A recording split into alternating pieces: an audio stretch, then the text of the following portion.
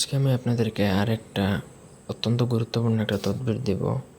অনেক স্ত্রী দেখবেন যে বাড়ি থেকে পালিয়ে যায়, আপনার সাথে রাগারাগি করে সে চলে গেছে আপনাকে না বলেই, অথবা যে কোনো কারণে সে অন্য কারোর সাথেও চলে যায়। আবার অনেক সময় দেখা যায় জিন ভূতের কুদৃষ্টি পড়ার কারণে স্ত্রী কিন্তু স্বামীর ঘর করতে চায় না।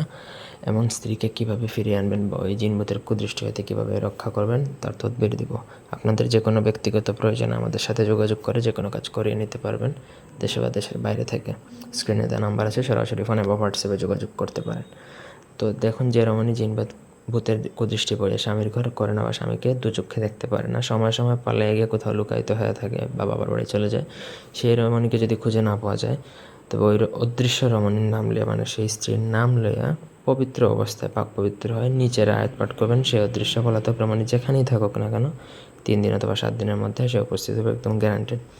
তো প্রথমত মনে মনে আপনার স্ত্রীর নাম নেবেন পাক পবিত্র হয়, তারপর এই যে নিচের আয়াত যেটা আছে সেটা আপনাকে পড়তে হবে। তারটা হচ্ছে ইন্না ওয়ানসুরনা আলা জামিল খালায়েক মাজিদ আর ওয়াহ করিম রব্বাল জালিল মুস্তফা উনকা রুহু মিলা মেলা দেখো দা। তো এটা আপনি কয়েকবার পড়লে মুখস্থ হয়ে যাবে। মুখস্থ হয়ে আপনি এক ধ্যানে বসে এটা পড়বেন।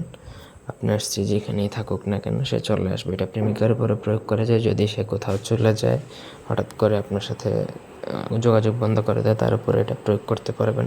তবে কোনো নাজায়েজ বা খারাপ উদ্দেশ্যে এটা প্রয়োগ করলে এটার ফল হিতে বিপরীত হতে পারে। সেই সাবধানতাটা অবশ্যই আপনি অবলম্বন করবেন।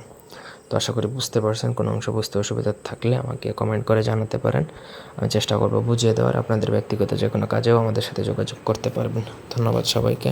আল্লাহ হাফেজ।